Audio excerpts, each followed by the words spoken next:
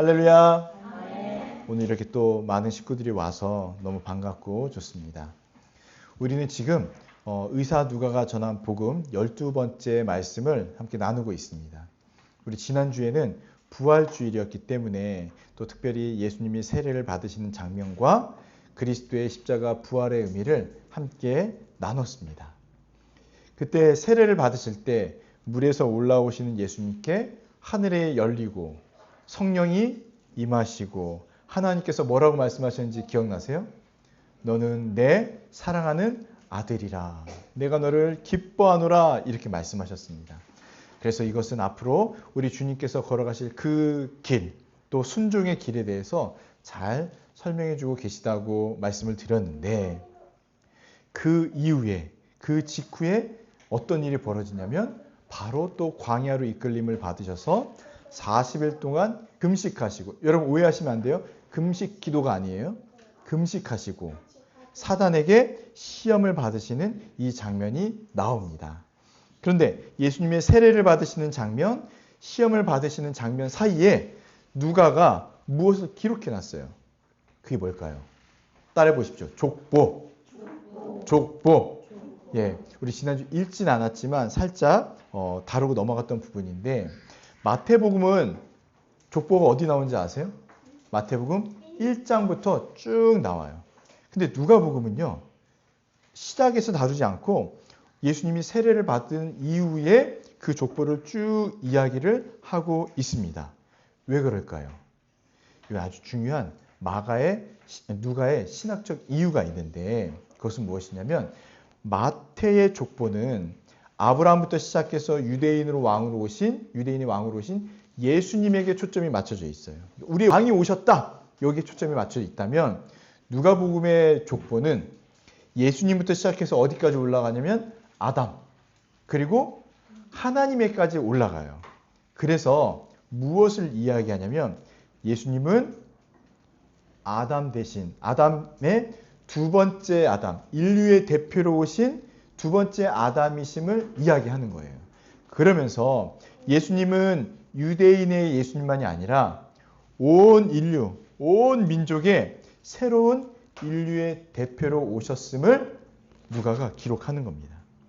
세례를 받으신 그 예수님, 하나님의 아들이시오 내가 너를 기뻐하노라 말씀하신 그 예수님은 새로운 인류의 대표로 오신 거예요. 그래서 새로운 인류의 대표로서 이제 대표의 자격을 가지고 어떻게 하신 거예요? 금식하시고 광야에 가서 사단에게 시험을 받으시는 장면이 오늘 본문에 있는 겁니다. 그러니 여러분 이제 긴장하셔야 돼요. 뭐냐면 개인의 자격으로 지금 링 위에 올라가신 게 아니에요. 인류의 모든 대표, 인류의 대표로서 링 위에 올라가셨기 때문에 예수님이 치면 어떻게 돼요? 다 지는 거예요. 다 이제 끝나는 거예요. 예수님이 이기시면 모두에게 승리의 복음이 선포되어지는 그 현장으로 고고고 들어가 보겠습니다. 이건 이제 우리 주일학교 친구들이 있어서 짠 건 아니야. 그냥 니들 좀 집중하라고. 자, 하율이 집중할 수 있겠어요? 하준이도? 강은이도? 강유도 잘 따라오고 있죠? 말씀은 안 듣고 계속 쓰기만 하는 것 같은데. 자, 좋습니다. 네, 우리 유치부 친구들이 조금 이렇게 소리를 낼 수 있지만 전혀 신경 쓰지 마시고 저를 봐주시면 돼요. 괜찮아요. 저만 집중하면 됩니다. 저만 흔들리지 않으면 됩니다. 네. 자, 우리 1절과 2절 말씀 한번 읽어보겠습니다. 시작. 예수께서 성령의 충만함을 입어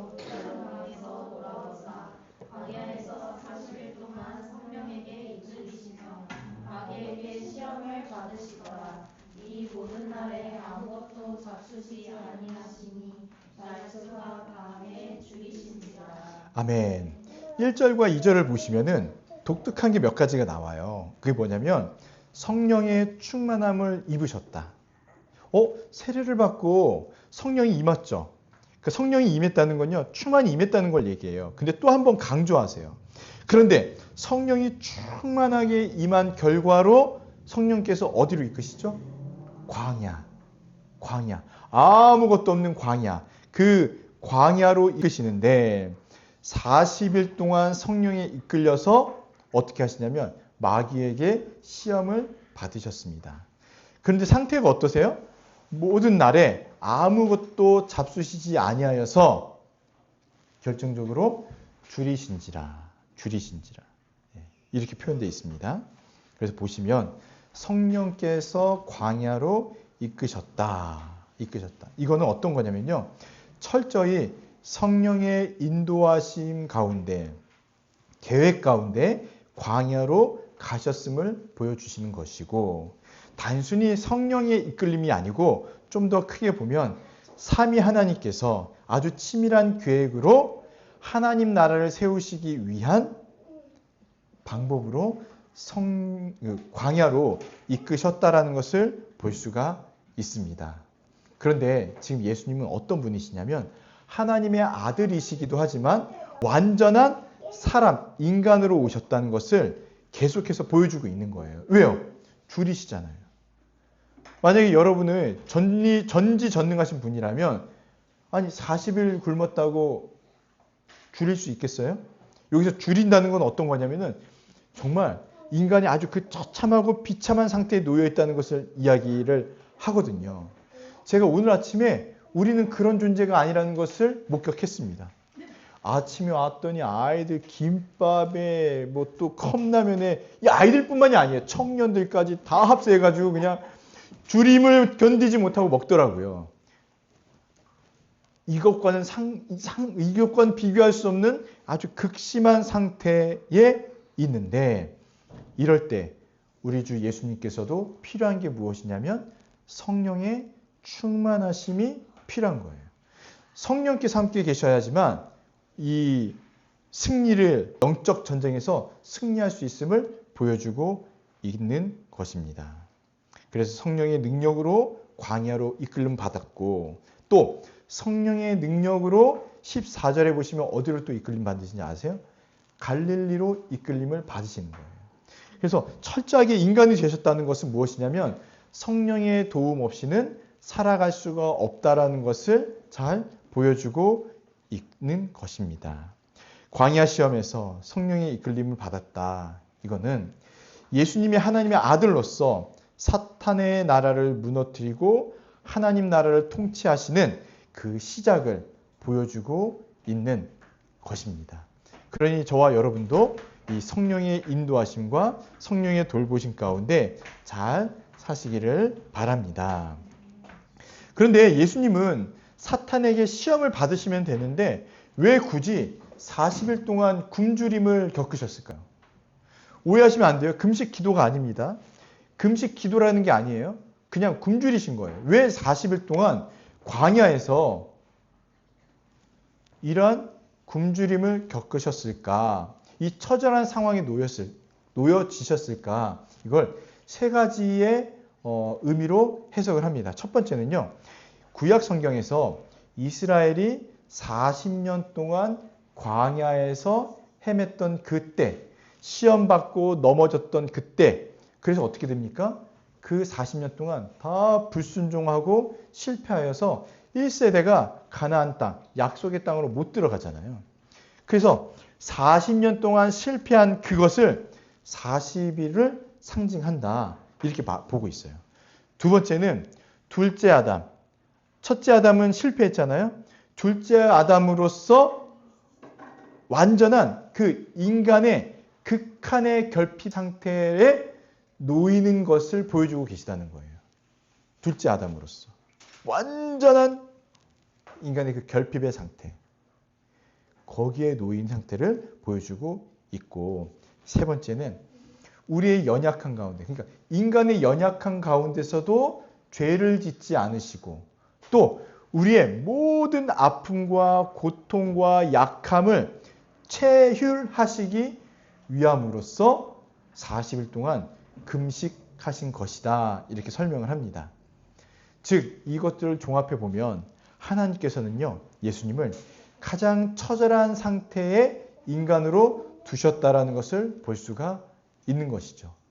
만약에 우리가 40일 동안 이런 상태에 있다면 여러분 여러분은 이 마귀의 시험을 어떻게 할 수 있겠습니까?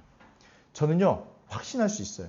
저 같은 경우에는 40을 옮겨놓고 이 돌을, 아니 지금 돌이 없으니까 이 강대상을 제일 맛있는 빵이 무슨 빵이죠?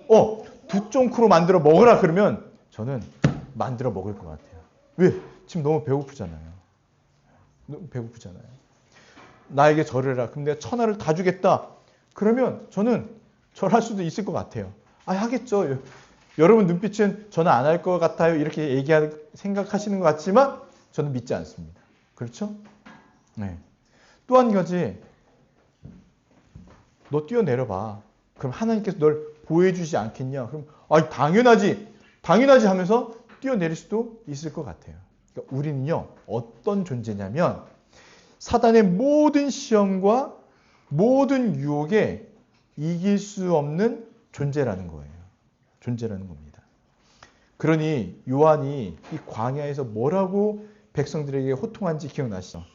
독사의 자식들아, 썩은 열매만 내는 자들아, 이 돌들로 아브라함의 자손을 만들 수 있는데 니들 정신 못 차리냐? 이렇게 요한의 호통이 있었던 겁니다.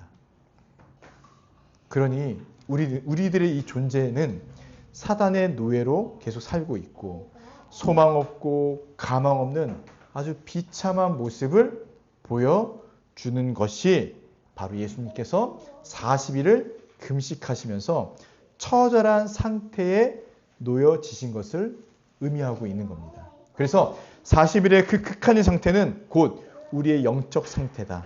우리의 모습이다라는 것을 동일하게 생각하시면 되겠습니다. 그런데 여러분 생각해 보세요. 이 광야 같은 인간의 죄악된 상태에서 예수님이 어떻게 하셨습니까? 완전한 승리를 이루셨다라는 거예요. 하나님의 백성으로서 옛것을 소망하며 완전히 무너진 광야의 40년을 그 광야의 40년을 광야에서부터 회개의 소리가 나오게 하시고 그 광야에서 승리를 선포하게 하심으로써 어떻게 해요?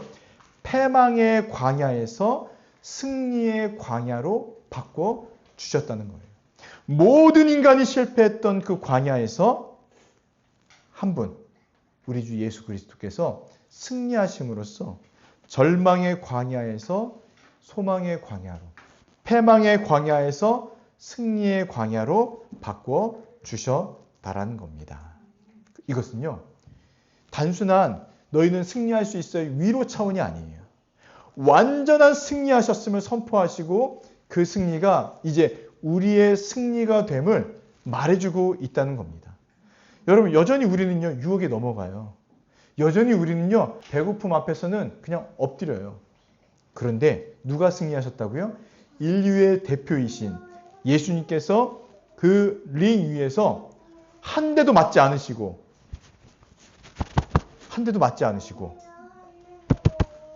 승리하셨음을 보여주셨다라는 것을 믿으시기를 바랍니다. 아멘. 그러면 두 번째로 3절부터 12절까지 말씀을 볼 텐데 마귀가 어떤 시험을 했는지 또 예수님은 어떻게 이것을 이기셨는지 그리고 예수님의 시험에 승리하심은 더 구체적으로 무엇을 말하고 있는지 함께 살펴보려고 합니다.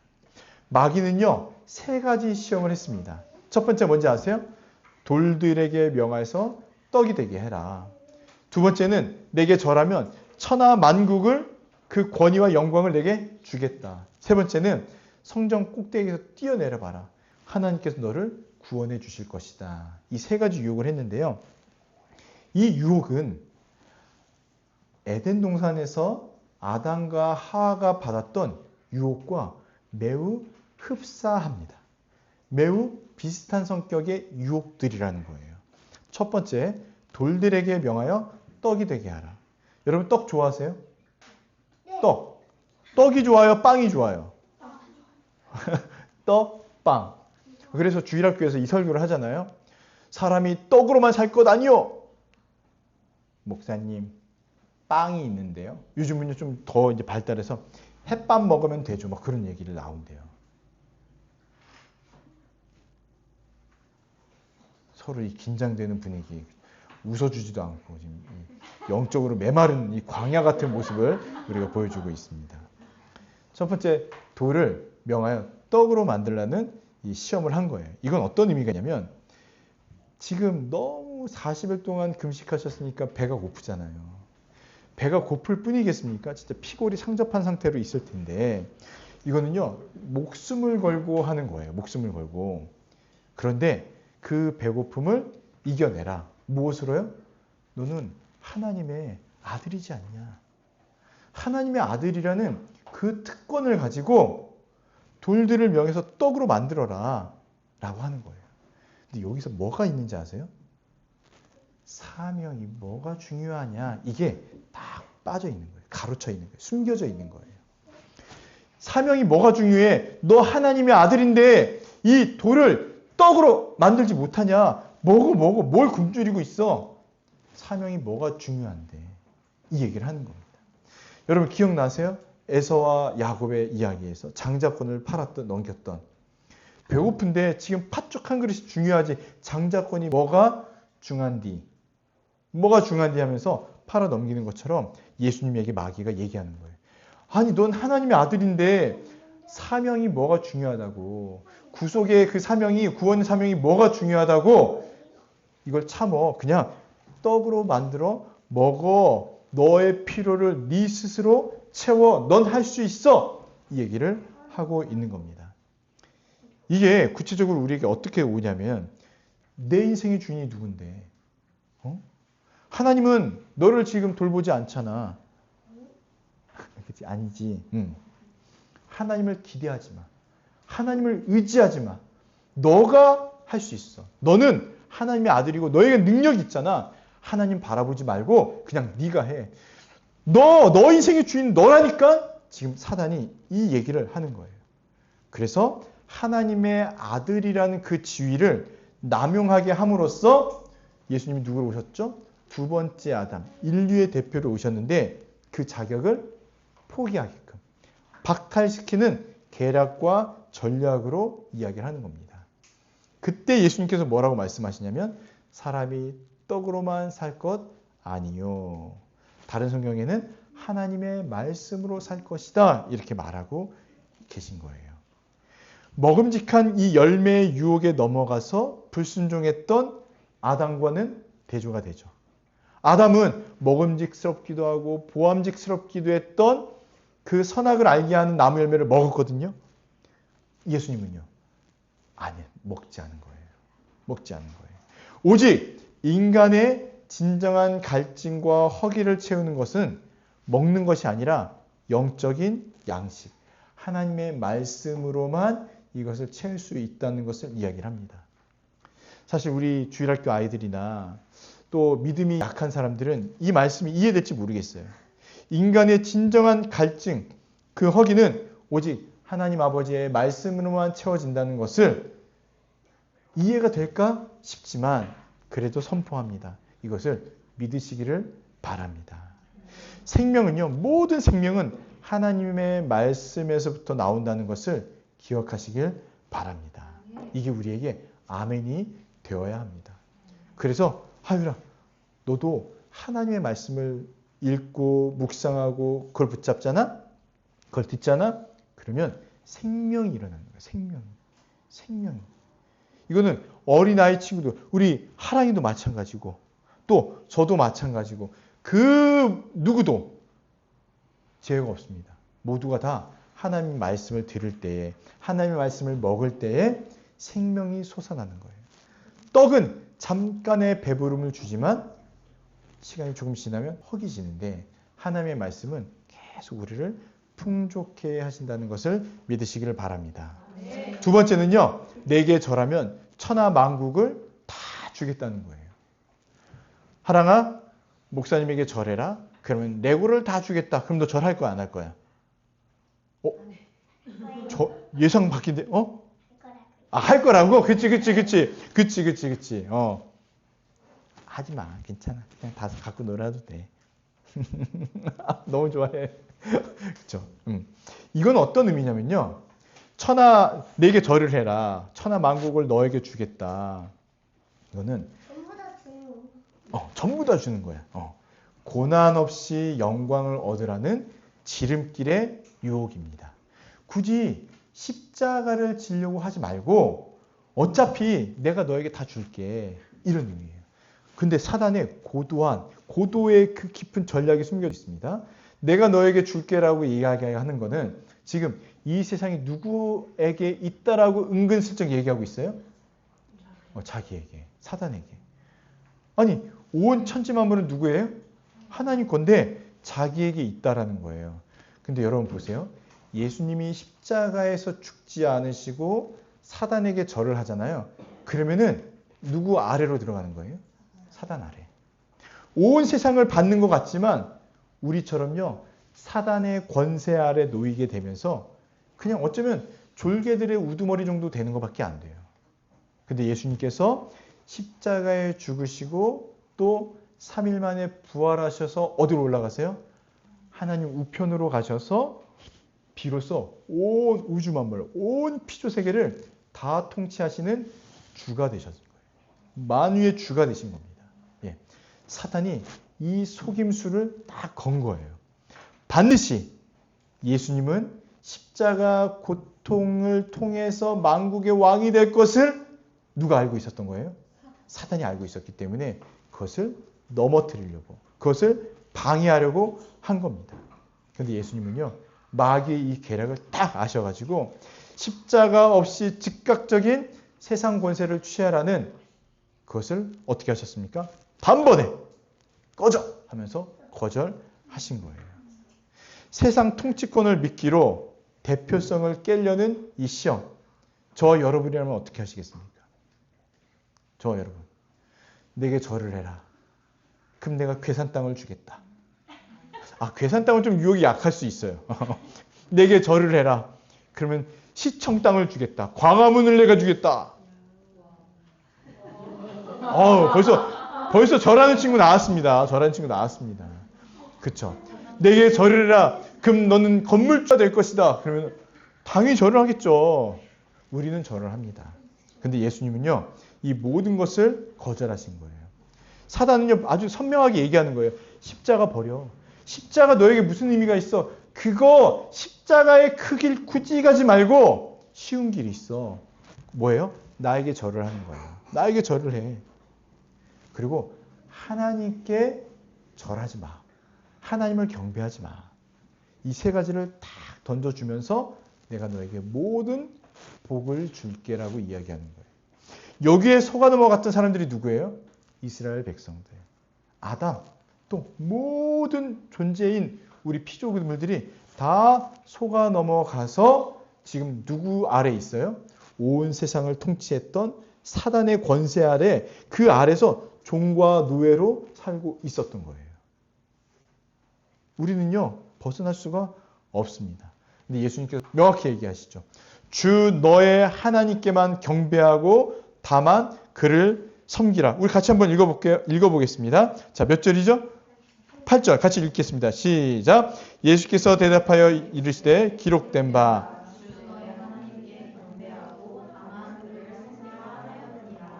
아멘. 예수님께서 단호하게 거절하시면서 하나님과 같이 되려고 했던 누구의 모습을 다 거절하신 거예요? 아담의 모습. 피조물인 인간은 오직 하나님께만 경배하고 순종해야 됨을 아주 선명하게 분명하게 말씀하시는 겁니다. 여러분, 우리가 이렇게 예배를 나오잖아요. 예배를 드릴 때도 정말 참되신 우리 주님 하나님께만 예배 드릴 때 가장 큰 은혜, 풍성한 은혜를 누릴 수가 있어요.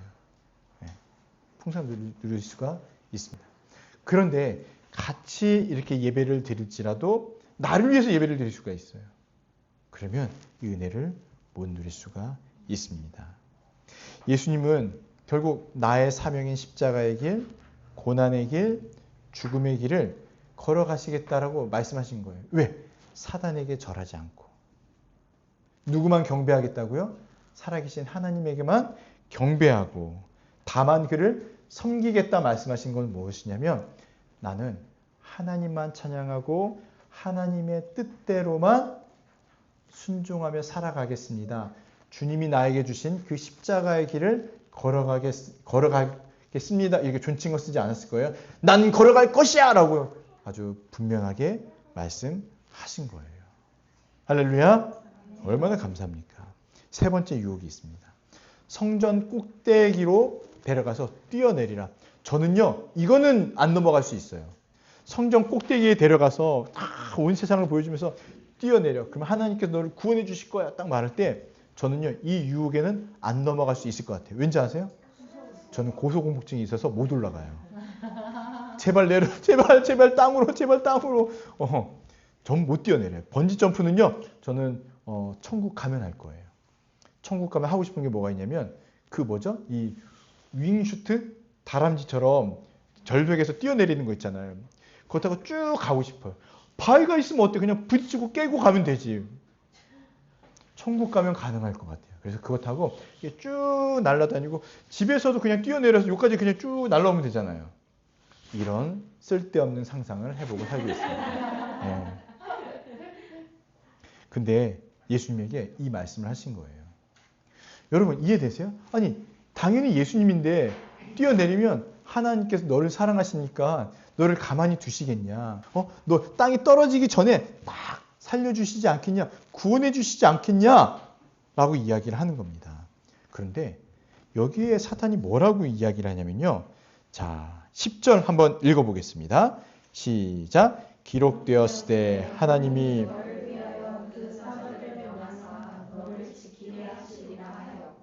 어떻게 시작하죠?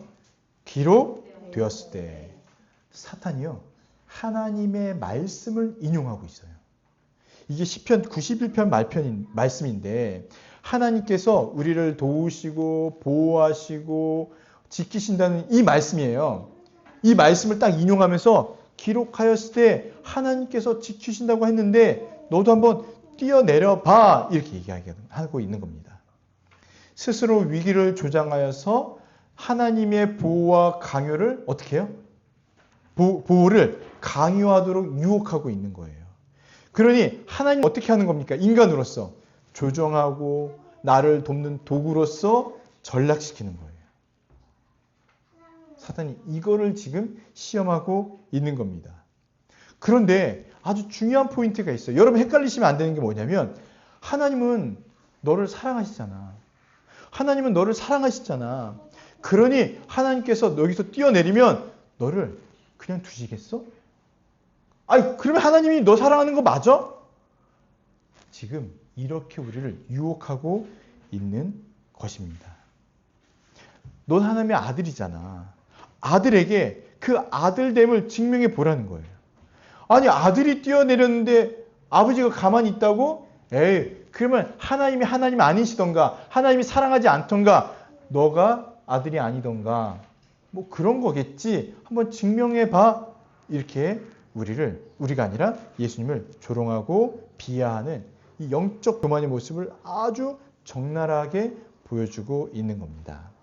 그때 예수님께서 뭐라고 말씀하십니까? 12절 같이 읽어보겠습니다. 시작. 예수께서 대답하여 이르시되 주 너의 하나님을 시험하지 말라.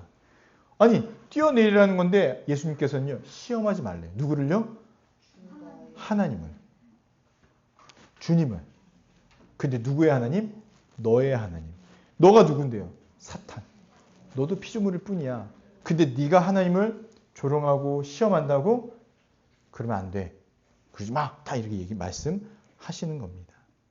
여러분 어떤 상황에서도 아버지 하나님의 그 신실하신 언약, 신실하심 이것을 믿으셔야 되는 거예요. 믿으셔야 됩니다. 하나님은 절대로 조롱의 대상 또 우리 상황에 맞게끔 어떻게 하셔야 되는 그런 분이 아니에요. 그냥 그분 자체가 신실하신 분이에요.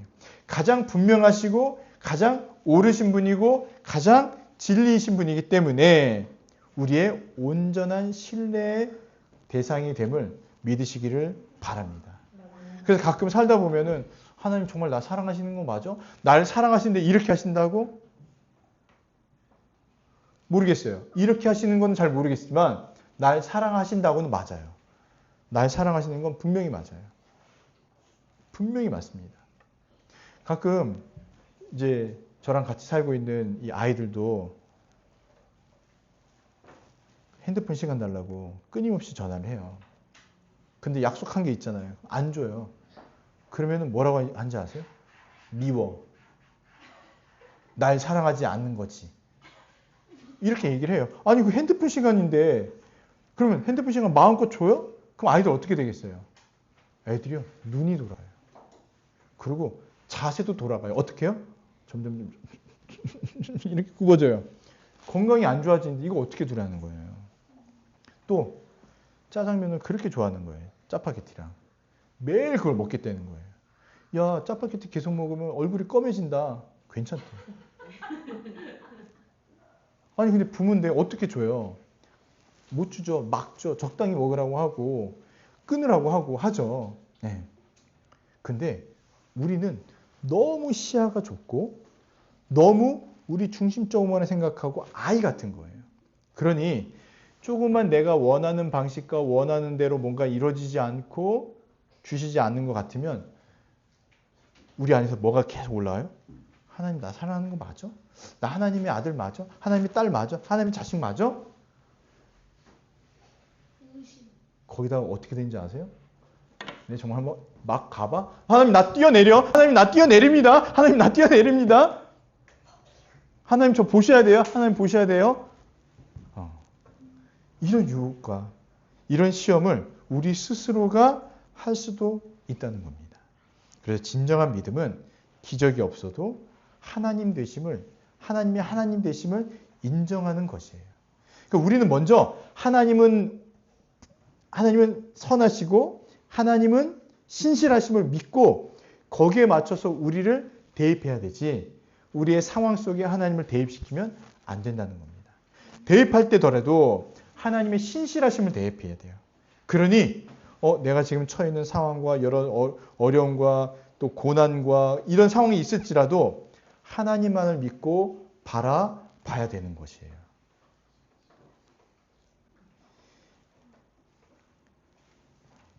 아멘이시죠?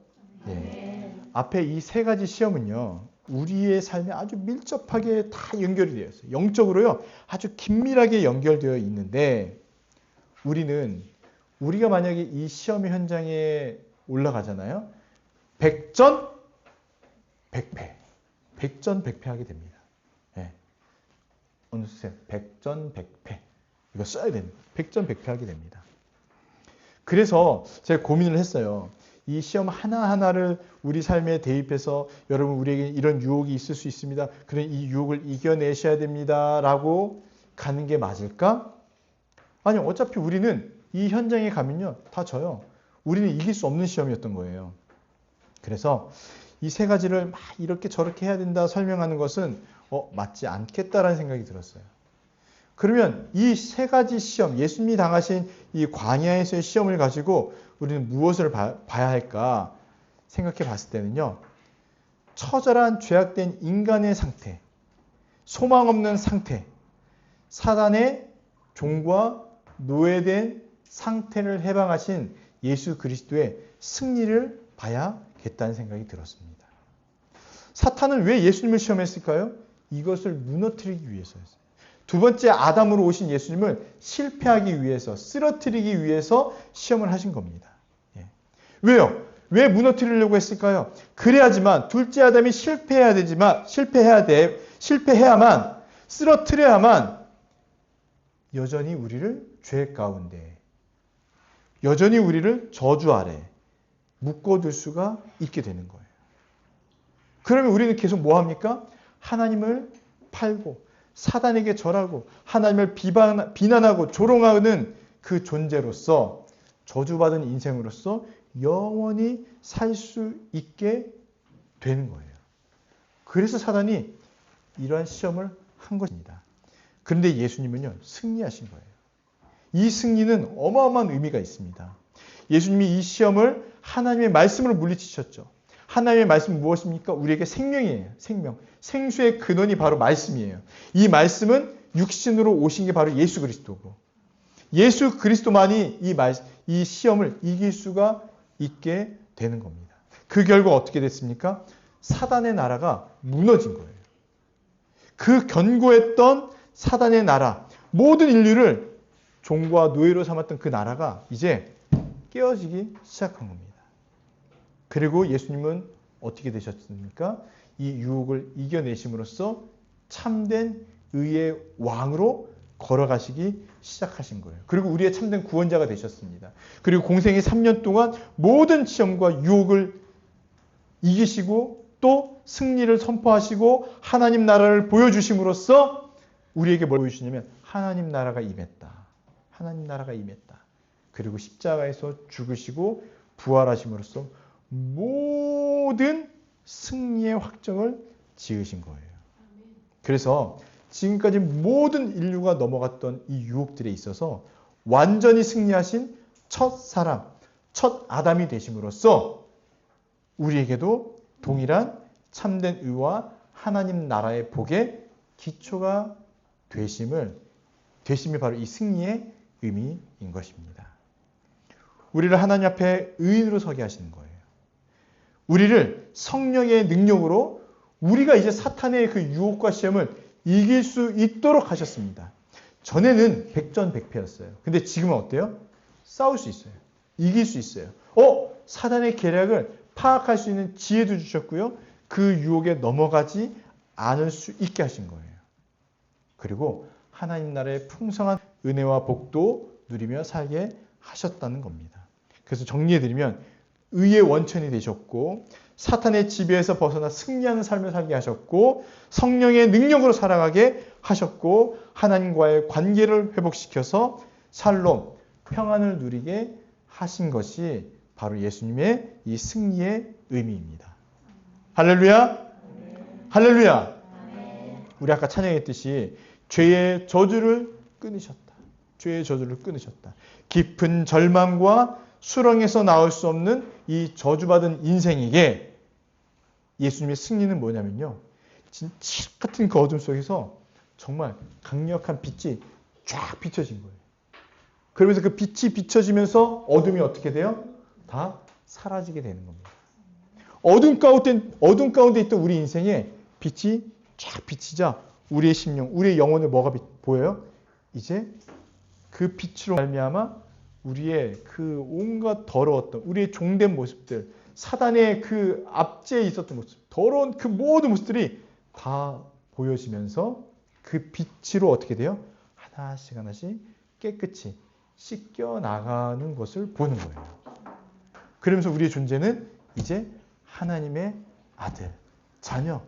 아들만 하면 좀 딸이 서운할 수 있으니까 딸, 아들, 백성. 이러한 복음의 은혜와 그 능력을 받게 된 것입니다. 그래서 고백하는 거예요. 할렐루야, 할렐루야. 죄의 저주를 끊으신 구원의 주 이름, 주 예수 나의 참소망. 가사 보니까 참소망이더라고요. 산소망. 제목은 산소망인데 가사는 참소망이에요. 이 놀라운 비밀을 제가 발견했습니다. 예. 산소망, 참소망 상관없어요. 우리의 유일한 소망이 되심을 우리 함께 고백하면 좋겠습니다. 13절부터 15절 마지막 세 번째 보면은 성령의 인도하심을 따라 어디로 가세요? 갈릴리로 다시 가세요. 성령의 능력을 입으시잖아요. 입으셨기 때문에 이 모든 광야의 시험을 이기시고 사명을 감당하시기 위해서 그 사명의 현장으로 다시 가시는 예수님의 모습을 그리고 있습니다. 이것은요, 지금까지도 순종하셨지만 앞으로 더 순종하겠습니다. 더 주님의 뜻을 따라 살아가겠습니다라는 것을 보여주고 있는 거예요. 근데 어떻게 설명하냐면 14절 말씀 같이 한번 읽어보겠습니다. 시작. 예수께서 성령의 능력으로 갈릴리에 돌아가시니 그 소문이 사방에 퍼졌고. 성령의 능력으로 여기에는 성령의 능력을 입었다 이런 의미가 있어요. 성령의 능력을 입었다. 이거는요, 단순히 옷을 입은 게 아니에요. 어떤 거냐면 그 신분 자체, 그 신분이 메시아로서의 직무를 받았음을 보여주고 있는 겁니다. 이제 예수님이 세례를 받으셨잖아요. 세례를 받고 하늘에 성령이 내려오셨어요. 그리고 가신 곳이 어디냐면 광야.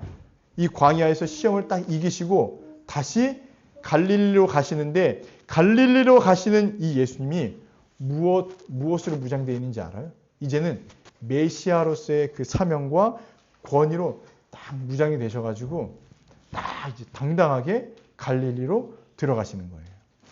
여러분 유튜브 보니까 뭐죠? 뭐 이런 거 있잖아요. 그 지하철에서 뭐 핸드폰 등급을 나눠가지고 막 또 커피숍 등급을 나눠서 뭐 메가커피는 이러고 있고 또 뭐죠? 스타벅스가 갑자기 막 이렇게 나오고 제일 센 게 블루보틀이었나요?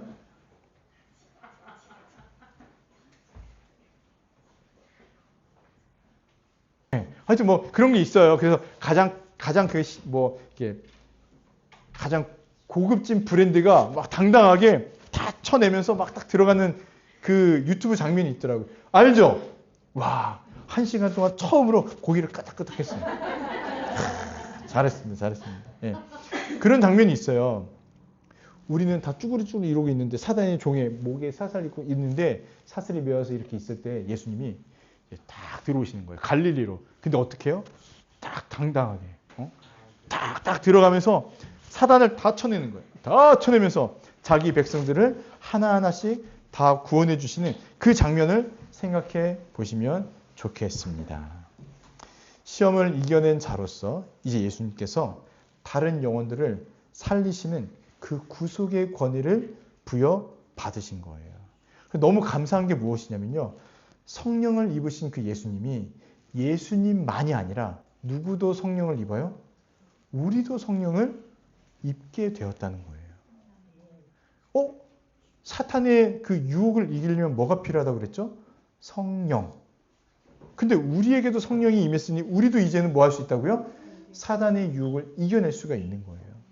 광야에 끌려갔을 때 전에는 백전백패지만 이제는 예수님께서 성령께서 함께 하시기 때문에 우리도 이겨낼 수 있는 힘과 능력이 있을 뿐더러 또 한 가지는 뭐냐면 쓰러져도 넘어져도 유혹에 빠질지라도 여러분 근심과 걱정하지 마십시오.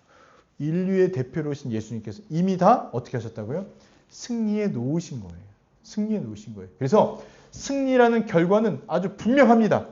그런데 우리에게 너도 성령을 힘입어 갈릴리로 함께 걸어가기를 바란다라는 예수님의 메시지가 이 마지막에 있는 거예요. 그런데 주의해야 될 게 한 가지가 있습니다. 무엇이냐면요. 사단은 어떻게 했습니까? 13절 보니까 같이 읽어볼까요? 시작. 마귀가 모든 시험을 다한 후에 네, 아직 완전히 사단이 죽은 게 아니라 잠시 얼마 동안 떠나 있다라는 것이에요. 그래서 저와 여러분은요. 매일매일 말씀 가운데 그 생명을 얻고요. 기도함으로 주님께 의지하고 살아가야 되는 이유가 여기 나와 있습니다. 그런데 이미 결과는 승리했어요. 알아요. 승리한 걸 알고 믿고 신뢰하면서도 계속 갈릴리로 걸어가신 예수님 따라서 우리도 걸어가야 합니다. 근데 중요한 게 있어요. 히브리서 4장 16절. 그러므로 우리는 긍휼하심을 받고 때를 따라 돕는 은혜를 얻기 위하여 은혜의 보좌 앞에 담대히 나아갈 것이니라. 어떻게 나아가야 된다고요? 담대히 나아가야 된다는 거예요. 이게 제일 중요해요. 담대히 나아가라는 거예요. 어떤 마음이냐면 예수님, 저 같은 자가요? 주님, 저는 정말 아무것도 못하고 주님, 저는 그냥 쭈구리 같은데 주님 어떻게 이러지 말라는 거예요. 담대히 나가라는 거예요. 담대히. 어떻게 해요? 우리는 블루보틀이다. 우리는 제일 그 명품 중에 제일 비싼 게 뭐죠? 샤넬? 샤넬보다 더 비싼 거 있는 것 같은데? 우리는 똥이다. 똥이면 좀 안 좋죠. 똥 말고. 에르메스. 우리는 에르메스 성도다. 이런 마음을 가지고, 내가 뭐라고 그랬지? 정말 검소함이 느껴지죠? 명품을 몰라. 명품을 몰라요. 그냥 우리는 뱅뱅이다. 뱅뱅.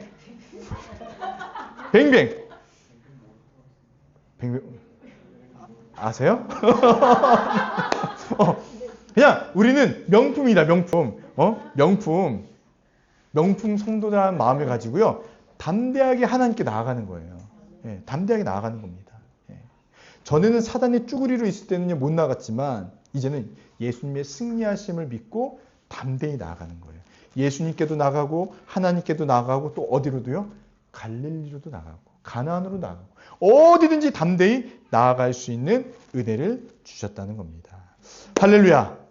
묵상과 적용 한번 살펴보겠습니다. 예수님의 광야 시험은요, 우리를 대신한 대리적 승리다라는 것을 생각하시면 좋겠어요. 아니, 더 분명하게 얘기하면 예수님의 승리죠. 예수님의 승리지만 우리 입장에서 봤을 때는 우리를 위한 승리였다라는 거예요. 근데 개인적 도덕적 유혹을 넘어선 승리가 아니라 메시아적 정체성, 그 사명과 관련된 시험에서 승리하셨기 때문에 그것이 우리에게도 그대로 적용이 되어지는 것입니다. 그 승리의 결과가 무엇이었습니까? 더 이상 이제는 우리는 사단의 종노릇 하는 자가 아니라는 사실. 또 승리하신 예수님과 그리스도와 연합된 존재가 되어졌다는 사실. 마지막으로는 그리스도 안에서 주님의 사명을 감당할 수 있는, 함께 감당하며 살아갈 수 있는 존재가 되었다는 것을 기억하시기를 바랍니다.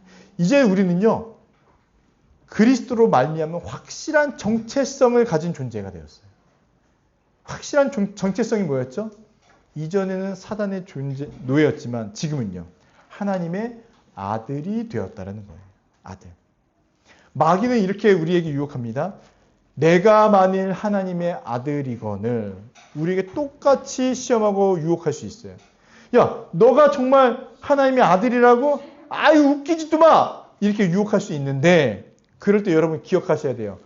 어떻게 말해야 되죠? 너는 내 사랑하는 아들이라 내가 너를 기뻐하노라 이 말씀을 기억하셔야 돼요. 예수님에게 하셨던 그 말씀이 우리에게도 그대로 들려지는 말씀이 됨을 기억하셔야 됩니다. 너는 내 사랑하는 딸이다. 내가 너를 얼마나 기뻐하는 줄 아느냐 하유라. 넌 나의 기쁨이야. 기억해야 돼요. 기억해야 되는 거예요. 하준아, 넌 나의 기쁨이야. 하나님, 내가 너에게 말하는 게 아니라 하나님께서 이렇게 말씀하신다는 거예요. 여러분 다 기억하셨으면 좋겠어요. 너는 내 사랑하는 아들이다. 딸이다. 내가 너를 정말로 기뻐하노라. 저를요? 너를 기뻐하노라. 이것은 나로부터의 승리가 아니라 예수 그리스도의 승리를 믿기 때문입니다. 이것을 기억하시면 좋겠어요. 두 번째는 우리는 지름길을 버리고 주님과 함께하는 그리스도의 십자가 길을 걸어가시는 길 바랍니다. 절만 한번 하면 세상을 주겠다는 이 고난 없는 지름길의 유혹이 있었지만 아버지의 아들은 어땠습니까? 그곳에서 아들은 아버지의 뜻을 순종하였어요. 순종하고 이겨내셨습니다. 그리고 가신 곳이 어디냐면 다시 어디로 돌아가셨죠?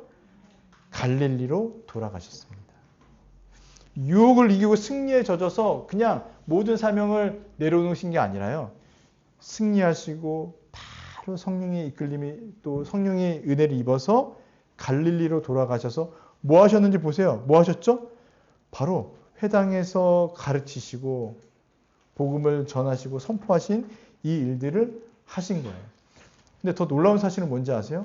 그 다음의 이야기가 뭐냐면 예수님께서 그 나사렛 고향에서 배척을 받으신 이야기가 나와요.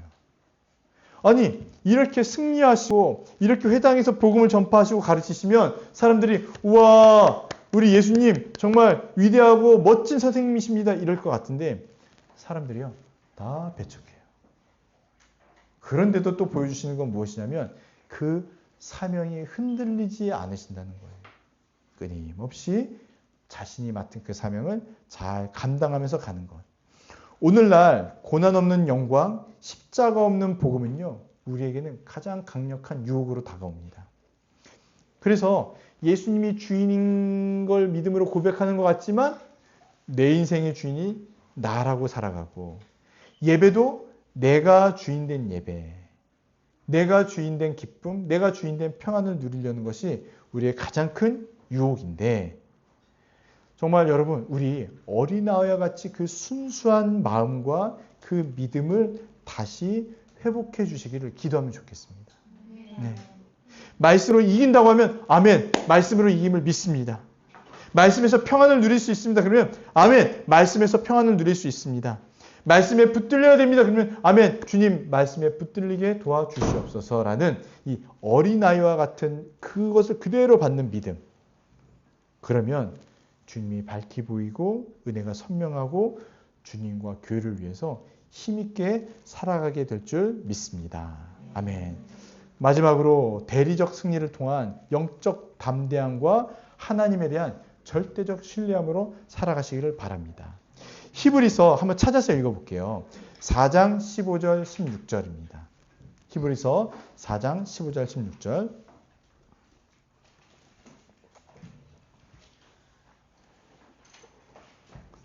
히브리서는 신약 성경에 있습니다.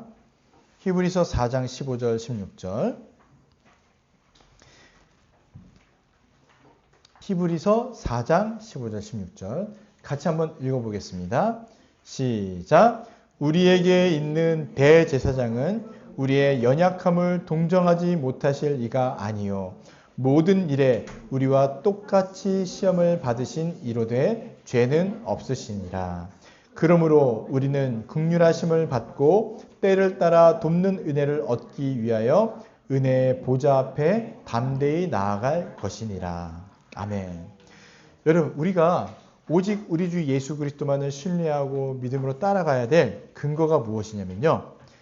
예수님이 우리의 대제사장이 되어서 우리의 모든 연약함을 아신다는 거예요. 왜요? 우리랑 똑같은 인간으로서 똑같은 시험을 다 받으셨대요. 정말로요? 우리 같은 유혹을 다 받으셨다고요? 예, 다 받으셨다는 거예요. 그런데 결정적인 차이는 무엇이냐면 그 예수님은요, 죄가 없으시다는 거예요. 죄가 없으시다. 승리하셨다는 겁니다. 그러므로 그렇기 때문에 우리는 긍휼하심을 받고, 그러니까 주님의 긍휼하심, 우리를 이렇게 긍휼히 여기시는 그것을 통해서 때를 따라 돕는 은혜를 얻기 위하여 때를 따라 우리를 도우신다는 거예요. 도우신다는 거예요. 그것을 위해서 어떻게 하라고요? 담대히 은혜의 보좌로 나아가라. 담대히 나아가라. 담대히. 주눅들 필요 없습니다. 담대히 나아가십시오. 하나님을 절대적으로 신뢰하십시오. 하나님만을 신뢰하십시오. 사탄의 어떤 유혹과 왜곡이 있을지라도 주님만 바라보시고 또 광야에서 승리하신 예수님, 광야에서도 신실하심을 믿고 가셨던 예수님, 그것을 신뢰하는 것. 또 하나님이 내 뜻대로 이루어주지 않으시더라도 여전히 하나님은 나의 하나님이심을 믿음으로 고백하시길 바랍니다. 사단은 계속 우리에게 넘어뜨리려고 이런 말을 할 거예요. 네가 아들이라고? 너가 뭘 할 수 있는데? 너가 뭘 할 수 있는데? 네가 이겼냐? 예수님이 이긴 거지? 너는 여전히 내가 한번 유혹하면 쓰러질 존재야. 이런 유혹이 있을지라도, 이런 속삭임이 있을지라도, 이런 시험이 있을지라도 담대하게 하나님 앞에 은혜의 보좌로 나아가야 되는 거예요. 왜요? 때를 따라 돕는 은혜가 우리 주 예수 그리스도에게 나오는 줄 믿습니다. 마음이 힘들 때가 있고, 생각이 어지러울 때가 있고, 고통스러울 때가 있고, 몸이 아플 때도 있고, 또 여러 복잡한 상황에서 갈피를 못 잡을 여러 상황들이 있을 수 있지만 그럴 때 뭐 해야 된다고요? 은혜의 보좌 앞에 담대히 나아가십시오.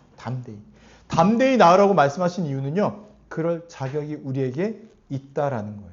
담대히 나오라는 거예요. 담대히 나오라는 거 어떤 건지 아세요? 어떤 거냐면 우리 아이들이요. 엄마 밥 줘!